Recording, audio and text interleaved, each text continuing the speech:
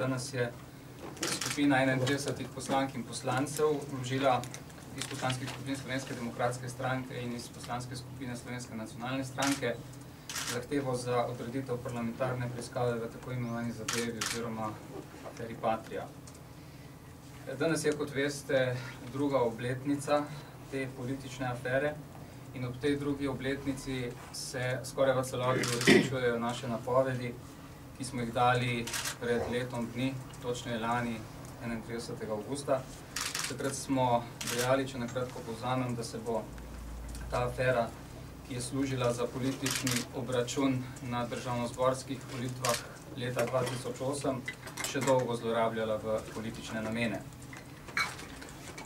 Pričakovali bi, da bodo v 2 letih ob številnih preiskavah, ki so jih vodili številni policisti in tožilci in glede na izražene sume, ki so se pojavili v javnosti najhujših kaznivih dejanj in po tistem, ko so mediji poročali o tokih denarja na relaciji Patria, Riedl, Wolf, Cekuta, torej med znanci iz obdobja bivše LDS vladavine.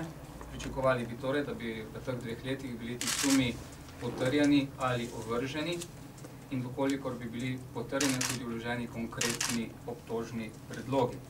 Namesto tega smo po 2 letih ponovno priče politizaciji tega primera, tokrat žal celo zlorabi tožilstva v politične namene. Priča smo politično motiviranim obtožnim predlogom brez dokazov, kar priznavajo celo tisti, ki so jih vložili, ne pa obtožbam proti tistim, glede katerih je bil izražen sum o toku provizij. Moram povedati, da smo predlagatelji kar nekaj časa razmišljali o tem, ali vložiti zahtevo za odreditev preiskovalne komisije ali ne, in da je piko na i oziroma da je odločitev, da vložimo to zahtevo, prevagala ravno v tem primeru, ko ti postopki niso bili zaključeni po našem mnenju na profesionalno strokoven način, se pravi na podlagi podatkov, ki so bili predstavljeni v medijih o stoku nekih provizij, in menimo, da niso bili ti postopki zaključeni tako, da bi bili procesirani pravi akterji v tej zgodbi.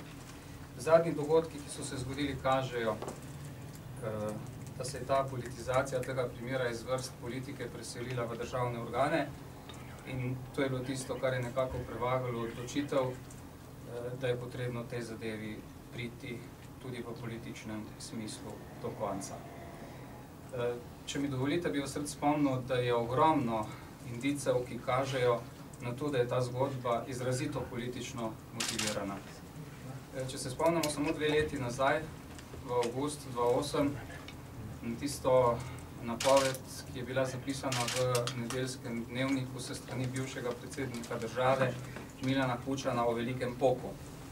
Potem se je ta zgodba dejansko nadaljevala z filmom Resnica o Patriji, na podlagi scenarija, ki je bil očitno napisan v Sloveniji. Glavni politični akterji tudi izhajajo iz Slovenije, tisti pa, ki so izven Slovenije, so politični prijatelji teh akterjev. Mikael Jungner, ki je bil takrat generalni direktor finske televizije ILE, je sedaj generalni sekretar finskih SDP, torej sestrske stranke Pahorjevih socialnih demokratov. Predno pa je bil generalni direktor te finske televizije, je bil svetovalec te iste stranke. Nastopajoči v filmu Resnica o Patriji so tudi politični sopotniki. Ne omenim bivšega poslanca LDS-a oziroma socialnih demokratov Milana M. Cvikla, Draga Kosa, predsednika Komisije za preprečevanje korupcije in ostalih, ki so v tej zgodbi nastopali in trosili laži in neresnice. Izrazito je v teh obtožbah, ki niso bile v ničemer utemeljene, prednjačil časnik Delo. Nazadnje smo bili konec lanskega leta priča direktni obtožbi o tem, da je denar iz Patrije, da ni končal pri Janezu Janši, pač pa v stranki SDS, za kar ni bilo seveda nobenih nedokazov, nobenih indicev. Mi smo tudi zaradi tega vložili ustrezne pravne postopke. Takratni odgovorni urednik Dela, Darjan Košir, sedi danes na desnici Pahorjevi ali pa na levici, če hočete, direktor urada, vladnega urada za informiranje. Milan M. Cvikl, ki je v tej zgodbi gotovo opravil pomembno delo, je bil nagrajen z dobro plačano funkcijo v Luksemburgu. Njegov strankarski kolega, bivši predsednik vlade, gospod Trop, s podobno funkcijo v inštitucijah Evropske unije. Ko že omenjam slednjega, je potrebno povedati, da se očitno kaže, da se je afera Sova nekako nadaljevala v tej aferi Patria. In ko že omenjam gospoda Ropa, je potrebno le povedati, da je 20. avgusta 2008, torej nekaj dni pred takratnimi državnozborskimi volitvami, brez kakršnega koli javnega razpisa, brez tehtanja ponudb, z gospodom Pavčkom podpisal pismo o nameri o dobavi 8 kolesnikov, ki sicer ni bilo potem zaradi spremembe oblasti nikoli realizirano. Torej, izjave in aktivnosti teh akterjev, ki so spremljale to afero, kažejo na to, da gre za politična ozadja. Preiskovanec bo v tem primeru torej slovenska politika. Tisti del politike in tisti akterji, ki delujejo v ozadju in ki ustvarjajo paradržavo. Dovolite mi, da podam še nekaj ključnih poudarkov glede te parlamentarne preiskave. Mi smo jih zajeli v 12 točk. Gre za obsežno preiskavo, ki pa smo jo trdno odločeni zaključiti do konca tega mandata.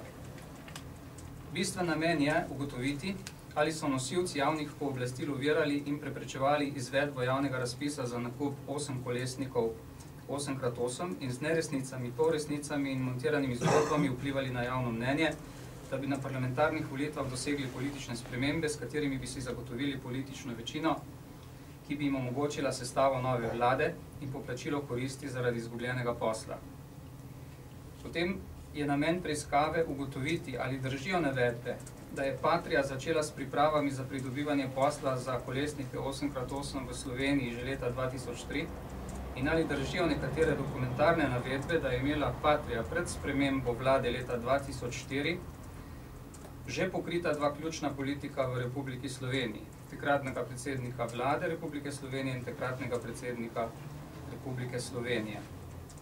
In da Patria ni mogla priti v kontakt s predsednikom nove vlade Republike Slovenije, gospodom Janezom Janšo. Potem je namen preiskave ugotoviti, ali je vlada predsednika LDS, magistra Antona Ropa, članu LDS-a Zdenku Pavčku, brez javnega razpisa omogočila zelo ugoden odkup državnega deleža v podjetju Sistemska tehnika. In ugotoviti, ali je vlada tega istega predsednika leta 2004 podpisala pismo o nameri s članom LDS-a Zdenkom Pavčkom z namenom, da se slovenski vojski onemogoči izbor optimalnih oborožitvenih sistemov izmed več proizvajalcev in da se posel brez javnega razpisa zagotovi večinskemu lastniku Sistemske tehnike, strankarskemu kolegu gospodu Zdenku Pavčku. Namen je ugotoviti, ali ima nenavadna poslovna praksa v Sloveniji, katero je omenjal predstavnik Patrije, gospod Jorma Vita Korpi, ko so o nabavah orožja in vojaške opreme odločali predsedniki vlad in predsedniki republike in nevojaški strokovnjaki in ki je bila očitno močno prisotna pred letom 2004 tudi v Sloveniji, ter bila verjetno uporabljena pri vseh nabavah vojaške opreme pred letom 2004, torej ali ima ta nenavadna poslovna praksa znake koruptivnega, torej kaznivega dejanja. Namen preiskave je odgovoriti, ali so bili gospodarsko-politični akterji afere Patria, ki niso uspeli na javnem mednarodnem razpisu za izbor 8 kolesnikov za slovensko vojsko, interesno in kapitalsko medsebojno povezani z namenom pridobitve protipravne pridobitve tega posla. Potrebno je seveda v okviru te preiskave ugotoviti tudi, ali je predsednik komisije za preprečevanje korupcije kljub izraženemu zavedanju o konfliktu interesov zaradi sodelovanja njegovega brata v Sistemski tehniki na ta konflikt opozoril tuje preiskovalce afere. Iz objavljene dokumentacije o njegovem zaslišanju pred finskimi preiskovalci je razvidno, da je na osnovi dokazljivo neresničnih navedb preiskovalce zavajal. In še en del, s katerim bi ta del zaključil, ugotoviti, kako je konflikt interesov vplival na potek preiskave in ali je navajanje neresničnih podatkov tujim preiskovalcem imelo za posledico izvajanje manj učinkovite, dražje in dolgotrajnejše preiskave, kot bi lahko bila, ter kakšna subjektivna krivda nosilcev javnih pooblastil je pri tem nastala. Čaka nas torej težko in odgovorno delo. Gre za najbolj razvpito afero po osamosvojitvi, ki mora dobiti epilog. Raziskati moramo politična ozadja zgodbe. Na voljo imamo slabi 2 leti. Storili bomo vse, da nalogo zaključimo. Pri tem pričakujemo aktivno pomoč represivnih organov, tožilstva, sodišč in upamo, da slednji preiskave ne bodo ovirali, kot se je to zgodilo v eni izmed drugih preiskovalnih komisij. Neodvisno od tega pa seveda pričakujemo, da bo policija kljub vsemu opravila svoj del naloge in raziskala sume o toku denarja, ki so bili v medijih večkrat izpostavljeni in ki sem jih omenil v uvodu.